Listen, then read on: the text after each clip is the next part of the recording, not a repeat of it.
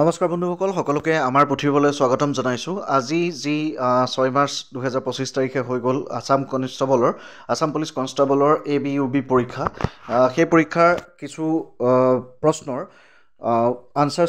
Answer কিসমূহ লৈ পেলাই আজি এই ভিডিঅ'টো প্ৰস্তুত কৰা হৈছে। খুবেই ইম্পৰ্টেণ্ট ভিডিঅ', যিসকলে পৰীক্ষাত ইতিমধ্যে এপিয়াৰ হৈছে সকলোলৈকে আমি wish you all the best আমাৰ ফালৰ পৰা শুভেচ্ছা জনাইছোঁ আৰু কংগ্ৰেচুলেশ্যন যে আপোনালোকে ইমান এটা সংগ্ৰাম জয় কৰি আহি পৰীক্ষাত অৱতীৰ্ণ হৈছে।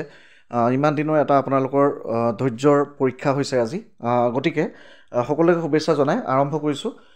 আজি অহা এটা প্ৰশ্ন আমাৰ হাতত পৰিছে।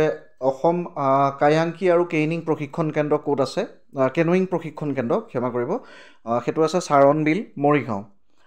কুৱেশ্যন এটা হৈছে অসম পুলিচ প্ৰশিক্ষণ মহাবিদ্যালয় ক'ত আছে? নিশ্চয় সকলোৱে পাৰিছে, এইটো দেৰগাঁৱত আছে আছাম পুলিচ ট্ৰেইনিং কলেজ। গৰমপানী অভয়াৰণ্য ক'ত অৱস্থিত? শুদ্ধ উত্তৰটো হৈছে ডিফু, অসম। কাৰ ৰাজত্বকালত চীনা পৰিব্ৰাজক হিউৱেন চাঙে কামৰূপ ভ্ৰমণ কৰিছিলে? শুদ্ধ উত্তৰটো হৈছে ভাস্কৰ বৰ্মনৰ দিনত। আমি এই কুৱেশ্যনটো ইতিমধ্যে আমাৰ এপিছ'ডত ডিছকাছ কৰিছোঁ, বৰ্মান ডাইনেষ্টিৰ বিষয়ে হিষ্ট্ৰী, আছাম হিষ্ট্ৰী MCQ ছিৰিজত। যদি চাই তেতিয়াহ'লে এই কুৱেশ্যনটোৰ আনচাৰটো পাব। এছিয়ান ডেভেলপমেণ্ট বেংকে নৱীকৰণযোগ্য শক্তি ক্ষমতা বৃদ্ধি আৰু শক্তি সুৰক্ষা উন্নত কৰাৰ বাবে শেহতীয়াকৈ কিমান পৰিমাণৰ ঋণ অনুমোদন কৰিছে? এইটো কি কয়, ৰিনিউৱেবল এনাৰ্জিৰ ক্ষেত্ৰত আছাম ডেভেলপমেণ্ট বেংকে $434.25 মিলিয়ন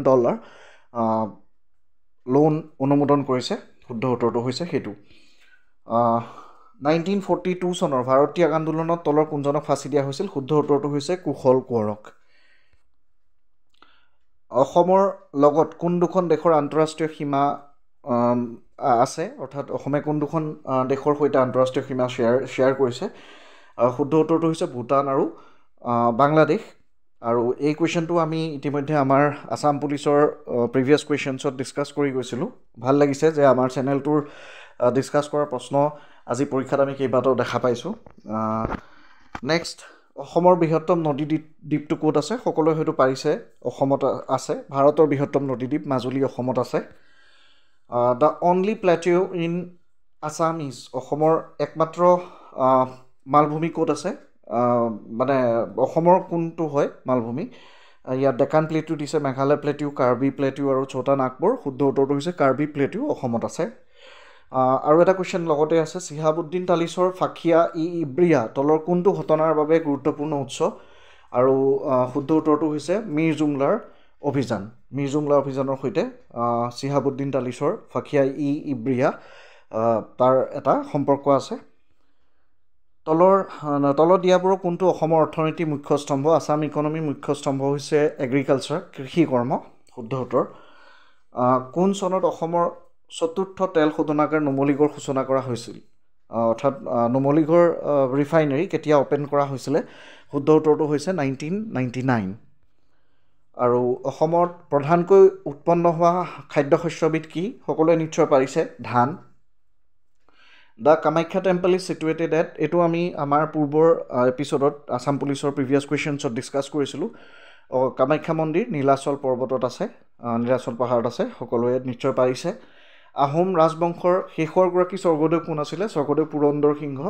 আমাৰ আহোম ডাইনেষ্টি এপিছ'ডৰ প্ৰথম এপিছ'ডটোতেই আহোমৰ ৰজাসকলৰ তালিকা দিয়া হৈছিলে। একেবাৰে শেষৰ ৰজাজন আটাইতকৈ গুৰুত্বপূৰ্ণ, প্ৰথম ৰজাজন এনেকৈ গুৰুত্বপূৰ্ণ, পুৰন্দৰ সিংহ। সকলোৱে নিশ্চয় পাৰিছে। ভাল লাগিছে, আকৌ এবাৰ আমাৰ ডিছকাছ কৰা এপিছ'ডৰ কুৱেশ্যনছ আজি আহিছে। জয়দৌল কাৰ স্মৃতিত নিৰ্মাণ কৰা হৈছিল? জয়মতী কোঁৱৰীৰ স্মৃতিত। নিশ্চয় এইটো সকলোৱে পাৰিছে।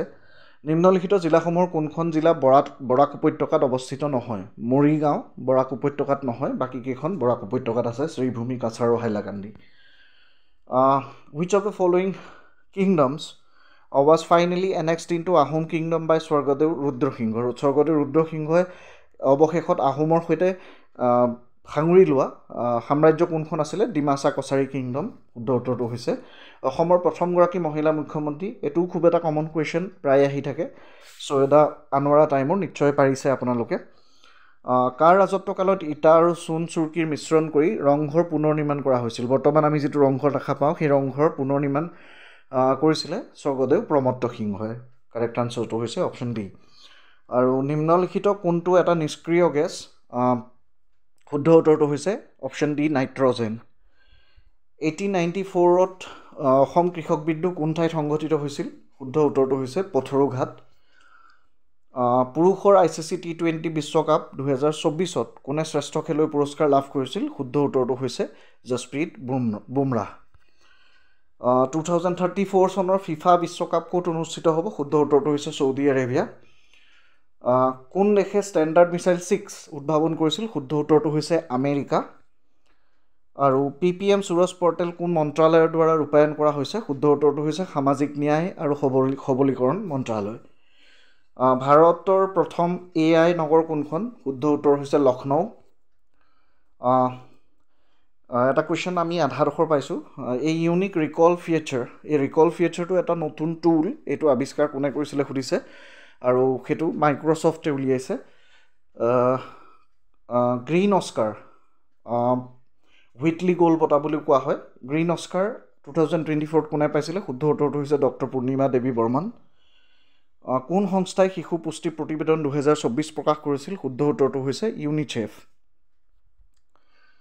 In the world press freedom index 2024 ইণ্ডিয়াৰ ৰেংকটো কি হয় ৱৰ্ল্ড প্ৰেছ ফ্ৰীডম ইণ্ডেক্সত 2024ত? কাৰেক্ট আনচাৰটো হৈছে 159। আৰু ভাৰতীয় কেঞ্চাৰ সচেতনতা দিৱস কেতিয়া পালন কৰা হয়? শুদ্ধ উত্তৰ হৈছে নৱেম্বৰ 7। প্ৰতি বছৰে জোনবিল মেলা কোন জিলাত অনুষ্ঠিত হয়? এইটো নিশ্চয় সকলোৱে পাৰিছে, মৰিগাঁও জিলাত। শিল্পী দিৱস কেতিয়া উদযাপন কৰা হয়? অতি সহজ প্ৰশ্ন আছিল, 17 জানুৱাৰীত। এইটো নিশ্চয় সকলোৱে পাৰিছে। গতিকে আজি আমি ডিছকাছ কৰিবলগীয়া কুৱেশ্যনখিনিৰ ভিতৰত এইখিনি খুব ইম্পৰ্টেণ্ট কুৱেশ্যন আছিলে। আশা ৰাখিছোঁ সকলোৰে পৰীক্ষা ভাল হৈছে, আৰু আমি সম্পূৰ্ণ কুৱেশ্যন পেপাৰখন ডিছকাছ কৰিবলৈ পৰৱৰ্তী সময়ত চেষ্টা কৰিম। গতিকে আৰু কেইটামান কুৱেশ্যন আমাৰ হাতত পৰা। অসম ৰাজ্যিক সংগ্ৰহালয়টো ক'ত অৱস্থিত? শুদ্ধ উত্তৰটো হৈছে গুৱাহাটীত। এইখিনি আছিলে আজিৰ আমাৰ ডিছকাছ কৰা কুৱেশ্যন। সকলোলৈকে পুনৰবাৰ শুভেচ্ছা জনাই আজি আমাৰ ভিডিঅ'টো ইমানতে সামৰণি মাৰিছোঁ। Thank you so' very much.